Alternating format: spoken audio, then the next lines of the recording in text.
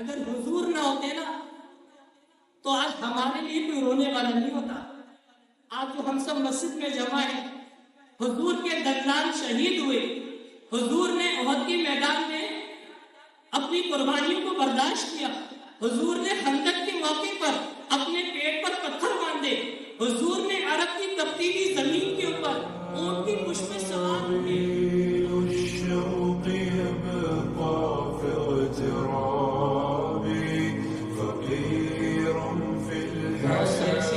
گزشتہ سال موجود تھے وہ آج اس سال موجود نہیں.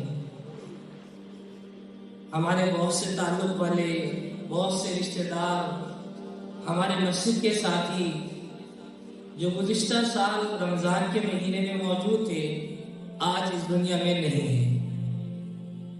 اللہ جل شانہ نے ہم پر فضل فرمایا، کرم فرمایا، ہمیں رمضان کا مہینہ صحت کے ساتھ، ایمان کے ساتھ، اعمال کے ساتھ نصیب فرما دیا. اس پہ ہم سب دل سے اللہ کا شکر ادا کریں.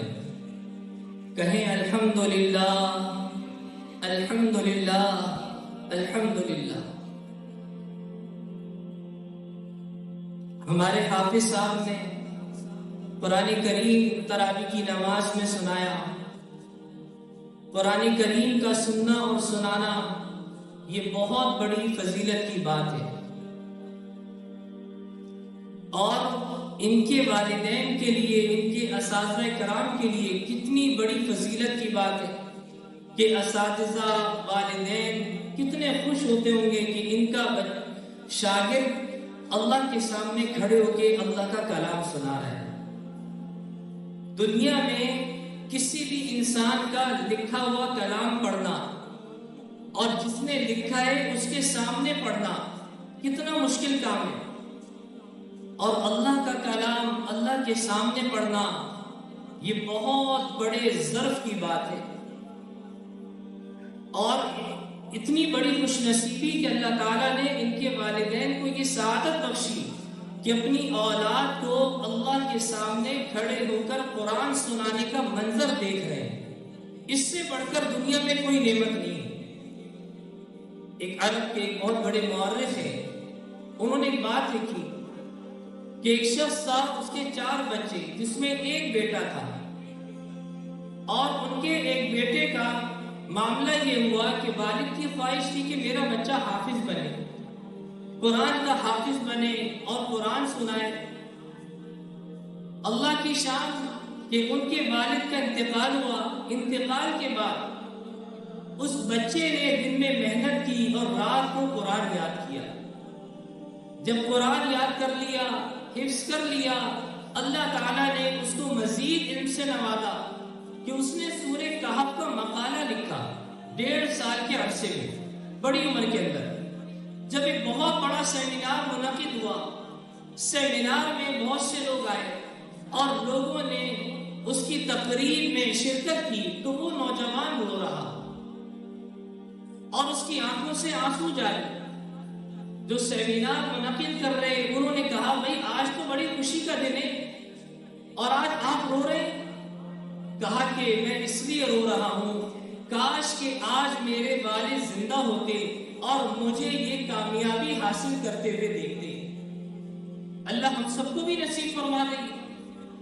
یہ قرآن کریم ایسی کتاب ہے کہ اللہ جل شانہ نے اس کتاب کے نزول کے لیے جس رات کا انتخاب کیا اس رات کو تمام راتوں کی سردار بنایا. جس فرشتے کا انتخاب کیا سید الملائکہ بنایا. جس نبی علیہ السلام کا انتخاب کیا سید الانبیاء بنایا. اور جس شہر کا انتخاب کیا اس شہر کو تمام شہروں میں اللہ تعالیٰ نے ممتاز کر دیا اور شہر مکہ کا انتخاب کیا. اور اللہ جل شانہ کے ہاں یہ انتخاب کا سلسلہ آج کیا قیامت تک جاری ہے. اور کوئی انسان اس قرآن کو حاصل کرنا چاہے تو اللہ جل شانہ اس کے سینے کو منتخب فرماتے ہیں. جس رات کا انتخاب کیا اسے لیلۃ القدر کہا جاتا ہے. جس ذات کا انتخاب کیا انہیں سید الانبیاء کہا جاتا ہے.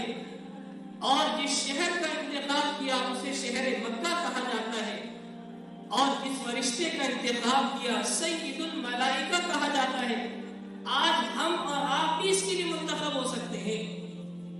قرآن کریم کے بارے میں اللہ جل شانہ نے فرمایا شہر رمضان الذی انزل فیہ القرآن، یہ اللہ کا کلام، اللہ تعالیٰ نے اس قرآن کے نزول کے لیے جس مہینے کا انتخاب کیا وہ رمضان کا مہینہ ہے۔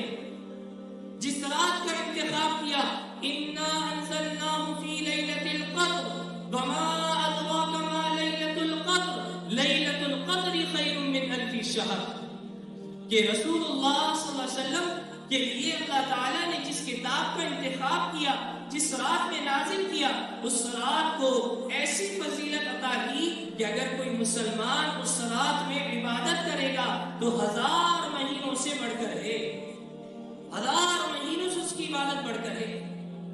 قرآن کریم کا اعزاز کیسا کہ جناب نبی کریم صلی اللہ علیہ وسلم نے ارشاد فرمایا یقال لصاحب القرآن، صاحب قرآن سے کہا جائے گا اقرا وارتقی، قرآن کریم پڑھتا جا اور جنت کے درجات پہ چڑھتا جا، ایسے پڑھ جیسے دنیا میں ٹھہر ٹھہر کے پڑھا کرتا تھا۔ وَإِنَّ مَنزِلَكَ عِنْدَ آخِرِ آیَةٍ، کہ بے شک کہ تمہاری منزل آخری آیت ہے۔ اور قرآن کریم کے بارے میں جب پوچھا جائے کہ یہ قرآن کہاں سے آیا، اللہ جل شانہ فرماتے تنزیل من رب العالمین، یہ تمہارے رب کی طرف سے اللہ کا کلام آیا ہے، اور جس کلام کو چھوڑ کے تم دنیا کے سارے علوم کو حاصل کر رہے ہو، دنیا کی سارے فنون کو حاصل کر رہے ہو، اور اللہ کہتے ہیں اَيْنَ تَذْهَبُونَ، قرآن کو چھوڑ کے کہاں جاتے ہو؟ وَهَلْ مِن مُدَّكِرٍ، کوئی ہے جو قرآن سے نصیحت حاصل کرے؟ قرآن وہ واحد کتاب ہے کہ جس کتاب کے بارے میں اللہ کے نبی علیہ الصلوۃ والسلام نے فرمایا کہ خیرکم من تعلم القرآن وعلمہ، کہ تم میں سب سے بہتر وہ ہے جو قرآن کو سیکھے یا سکھائے۔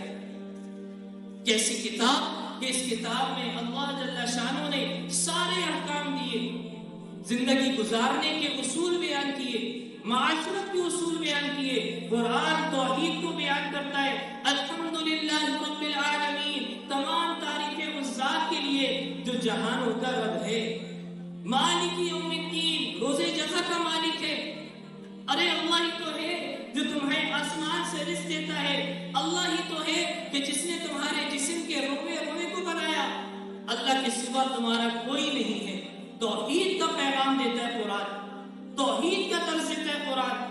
آج دنیا میں بچوں کو دنیا کی مختلف چیزوں کے ہم نام یاد کراتے، لیکن قرآن کریم میں جو اللہ تعالیٰ نے توحید کو بیان کیا، ہم اس کا کتنا تذکرہ کرتے ہیں، ہم اس کو کتنا یاد کرتے ہیں، ہم اس کو کتنا یاد کرتے ہیں۔ تو قرآن کریم یاد رکھیے کہ اللہ جل شانہ کا کلام ہے، اللہ تعالیٰ نے اس قرآن میں توحید کو بیان کیا، اور اس کے بعد اللہ جل شانہ نے اس قرآن کریم میں انبیاء علیہ السلام کی واقعات کو بیان کیا کہ کہیں نوح علیہ السلام، کہیں موسیٰ علیہ السلام، ابراہیم علیہ السلام، جلیل القدر انبیاء علیہ السلام، جن کی قربانیاں اس کے مثل کوئی دے ہی نہیں سکتا۔ کیسی قربانی انبیاء علیہ السلام کی کہ ابراہیم علیہ السلام کو اس دین کی خاطر آگ میں ڈالا جا رہا ہے، کس کس طرح کی قربانیاں دی جا رہی ہیں، اور ساری قربانیوں کو اللہ تعالیٰ نے محفوظ کیا ہے۔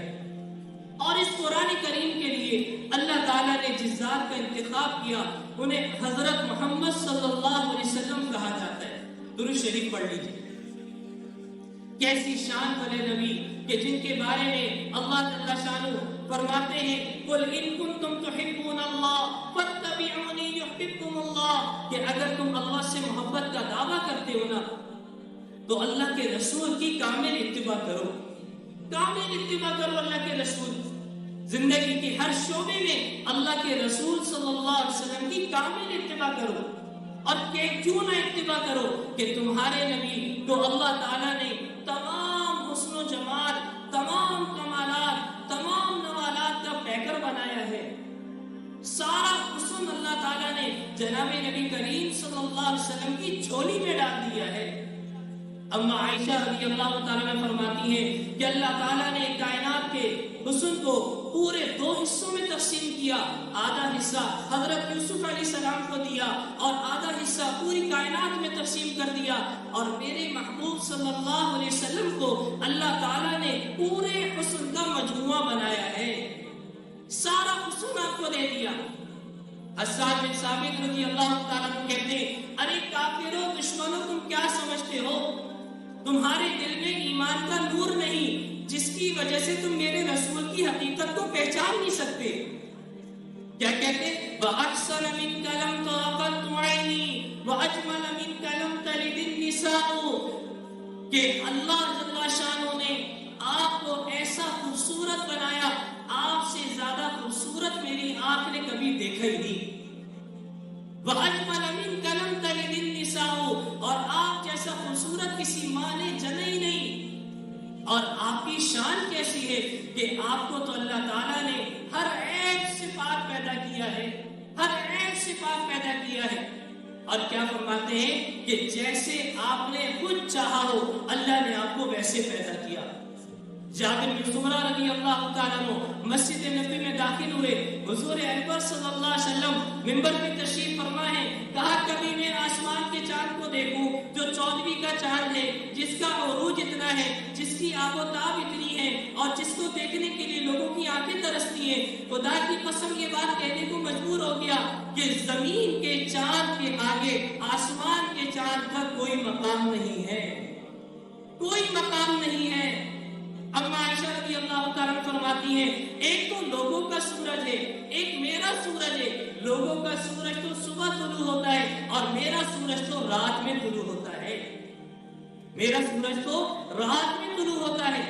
اما عائشہ رضی اللہ تعالیٰ فرماتی ہیں کہ یوسف علیہ السلام کو دیکھ کر ان کی سہیلیوں نے، جو زلیخا کی سہیلی تھی، کہ اپنی انگلیوں کو کاٹ دیا، اگر میرے محبوب صلی اللہ علیہ وسلم کو دیکھ لیتی تو اپنے کلیجے کے اوپر چھریاں چلا لیتی۔ ام سلیم رضی اللہ تعالیٰ عنہ، حضرت انس رضی اللہ تعالیٰ عنہ کی باتیں ہیں، حضور اکبر صلی اللہ علیہ وسلم آرام فرما رہے، آپ علیہ السلام کے جسم اثر سے پسینہ نکل رہا، ام سلیم رضی اللہ تعالیٰ عنہ آپ کے پسینے کو جمع فرما لی، آپ کی آنکھ کھل گئی، کہا ام سلیم یہ کیا کر رہی ہو، اس سے کیا کرو گی؟ کہا کہ اے اللہ کے رسول صلی اللہ علیہ وسلم، ہم آپ کے پسینے کو عطر کی شیشی میں جمع کرتے ہیں اور آپ کے پسینے کو جس عطر میں ملاتے ہیں، خدا کی قسم وہ عطر سارے عطروں میں ممتاز ہو جاتا ہے۔ اسی لیے شاعر کہتے ہیں، ایسی خوشبو چمن کے گلوں میں کہاں، ایسی خوشبو چمن کے گلوں میں کہاں، جیسی خوشبو نبی کے پسینے میں ہے۔ آپ علیہ السلام کی ذات اقدس کے بارے میں حضرت شاہ کی مقدس صاحب رحمۃ اللہ علیہ یہ شعر پڑھا کرتے تھے، نقش قدم نبی کے ہیں جنت کے راستے، اللہ سے ملاتے ہیں سنت کے راستے۔ شاعر کیا کہتے ہیں کہ دنیا سیب اور محمد موتی صلی اللہ علیہ وسلم، اس دن دنیا کیسی ہوتی کہ جس دن حضور ہی نہ ہوتے، کیسی دنیا ہوتی صلی اللہ علیہ وسلم۔ گھر نہ ہوتا آمینہ جایا، اگر آمینہ کے گھر میں حضور پیدا نہ ہوتے تو ہم یہ قرآن کی نعمت سے محروم ہو جاتے، ہم یہ رمضان کی برکات سے، ہم یہ نیکیوں کی برکات سے، حضور کی سنتوں سے، حضور کی شفقتوں سے محروم ہو جاتے۔ اور کیا فرمایا شاعر نے، گھر نہ ہوتا آمینہ جایا، خلقت کا غم کھانے والا، خلقت میٹھی نیند نہ سوتی صلی اللہ علیہ وسلم۔ آج جو ہم سب میٹھی نیند سو رہے ہیں، اطمینان سے عبادت کر رہے ہیں، اطمینان سے اللہ کو راضی کر رہے ہیں، اگر حضور نہ ہوتے تو آج کچھ بھی نہ ہوتا۔ حضور آئے سرے آفرین اشبا گئی دنیا، اندھیروں سے نکل کر روشنی میں آ گئی دنیا، مجھے چہروں سے زنگ اترا، ستے چہروں پر نور آیا۔ ارے حضور آئے تو لوگوں کو جینے کا شعور آیا۔ اگر حضور نہ آتے تو آج ہم اور آپ کیسے جیتے، کیسے زندگی گزارتے؟ پاکیزہ زندگی دے کر ہمارے پیارے آقا صلی اللہ علیہ وسلم دے کر گئے. کہا کہ آپ کے حضور صلی اللہ علیہ وسلم ان کا چہرہ بڑا کشادہ، ان کی پلکیں ملی بھی نہیں، ان کی زلفیں خمدار، آپ کے چہرے کا رنگ زیادہ سفید نہیں تھا، گندمی تھا.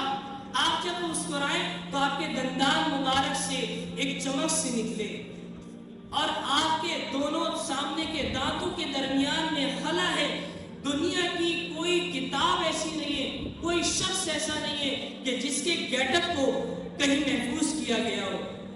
میرے حضور کے چلنے کا انداز، میرے حضور کے بولنے کا انداز، میرے حضور کے بیٹھنے کا انداز، میرے حضور کی گفتار کا انداز، میرے حضور کی مسکرانے کا انداز، میرے حضور کی مدد کرنے کا انداز اللہ تعالیٰ نے قیامت تک کی انسانیت کے لیے محفوظ کر دیا. انور شاہ کشمیری رحمت اللہ علیہ اعلان کیا کہ ایک وقت ہم ایسا پروگرام رکھیں گے کہ جس میں ہمارے حضور صلی اللہ علیہ وسلم جس طرح چلتے تھے نا، ان کی مشابہت اختیار کریں گے. انور شاہ کشمیری رحمت اللہ علیہ نے جب پروگرام رکھا، چلنا شروع کیا تو لوگوں کی چیخیں نکل گئی. کہا نقل کا یہ حال ہے، اصل کا کیا حال ہوگا؟ نقل کا یہ حال ہے، اصل کا کیا حال ہوگا؟ ہمارے حضور انور صلی اللہ علیہ وسلم سے کامل محبت ہو، کامل اطاعت ہو، اللہ کے نبی علیہ السلام کی ایک ایک سنت کے اوپر عمل ہو. یہ رمضان کا مہینہ یہ ہمیں پیغام دیتا ہے کہ دیکھو نبی علیہ السلام نے کتنی قربانیاں دی ہیں اس قرآن کریم کی حفاظت کے لیے، اس دین کی حفاظت کے لیے. تو ہم سب بھی نیت کرتے ہیں انشاءاللہ تعالیٰ. ایک گزارش یہ کہ اللہ جل شانہ نے ہمیں رمضان کا مہینہ نصیب فرمایا. قرآن کریم میں اللہ جل شانہ نے فرمایا ایام معدودات، کہ رمضان گنتی کے چند دن ہیں، اور اس رمضان کے آخری عشرے میں سب سے قیمتی جو رات ہے وہ لیلۃ القدر کی رات ہے. کون سی رات ہے بھائی؟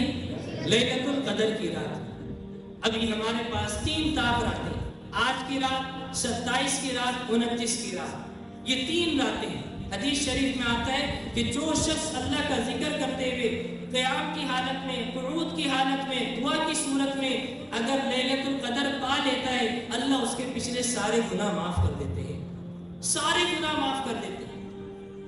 اور اللہ جل شانہ کو پیار آتا ہے اس شخص پہ کہ جو لیلۃ القدر میں عبادت کرنے والا ہو. اور ایک گزارش یہ کہ یہ رمضان کا مہینہ ہمیں پیغام دیتا ہے کہ اے مسلمانوں، اللہ کی جتنی نافرمانی ہو گئی اب توبہ کر لو، استغفار کر لو، اللہ سے تعلق جوڑ لو. اللہ تعالیٰ تمہاری بخشش کے لیے، تمہارے لیے رحمت کے دروازے کھول لے. اب تم کیا کرو کہ اللہ جل شانہ کے حضور سچے دل سے توبہ کر لو. ہم سب بھی نیت کرتے ہیں انشاءاللہ تعالیٰ. ہماری مسجد میں الحمدللہ مستقل پورے سال محنت ہوتی ہے، اللہ ان کو جزائے خیر دے. ہمارے مسجد کے نمازی حضرات کو، محلے والوں کو، اور خصوصاً یہاں کی انتظامیہ کو کہ جنہوں نے اس سوسائٹی میں اتنی بڑی کوشش کی کہ مساجدیں آباد ہوں، مساجدیں اعمال سے آباد ہوں، اور مساجدوں میں کسی قسم کی کوئی پریشانی نہ ہو. جس زمین پر مسجد کا حصہ بنتا ہے وہ سب سے قیمتی زمین کہلاتی ہے. اور یہ زمین جہاں بیٹھے یہاں سے لے کر آسمان دنیا تک یہ پوری مسجد کہلائے گی. جب کل قیامت کا دن ہوگا، قیامت کے دن ساری چیزیں ختم ہو جائیں گی، ان مسجدوں کے حصے کو اللہ آسمانوں پر اٹھا لیں گے. اور اس مسجد کی خدمت کرنے والے، اس مسجد کو آباد کرنے والے، ان کے بڑے فضائل ہیں. تو ہم سب نیت کریں جس طرح یہ مساجد رمضان میں آباد ہوتی ہے، پورے سال مسجدیں آباد ہو، پورے سال مسجدیں آباد ہو. ہم پورے سال زندگی بھر نماز کو نہیں چھوڑیں گے، کبھی بھی نماز کو نہیں چھوڑیں گے. ہم سب نیت کر لیں انشاءاللہ، سب نیت کرتے ہیں انشاءاللہ تعالیٰ کبھی بھی نماز کو نہیں چھوڑیں گے. اور دوسری بات یہ کہ مسجد کے اندر آنے کے بعد اللہ کے کلام کی تلاوت بھی کریں گے، قرآن سے تعلق جوڑیں، قرآن کی تلاوت ہو، قرآن کو سمجھنا ہو. الحمدللہ ہماری مسجد میں تراویح کے بعد قرآن کریم کا خلاصہ بیان ہوتا ہے. گزشتہ کل مکمل قرآن کریم کا خلاصہ بیان ہوا ہے، پورے قرآن کریم کا، کہ جو تراویح میں حصہ پڑھا جاتا اس کو تفسیر کے ساتھ سمجھایا جاتا. ہم سب بھی نیت کریں کہ اس قرآن کریم کو ترجمے کے ساتھ تفسیر کے ساتھ پڑھنے کی نیت کریں گے. نیت کرتے ہیں انشاءاللہ تعالی. اللہ سب کو دین کی صحیح سمجھ نصیب فرمائے. قرآن اس کے مطابق زندگی گزارنے فقير في الحياة من الصحاب ومن يأمنك يا دنيا الدواهي تدوسين المصاحب في التراب وأعجب من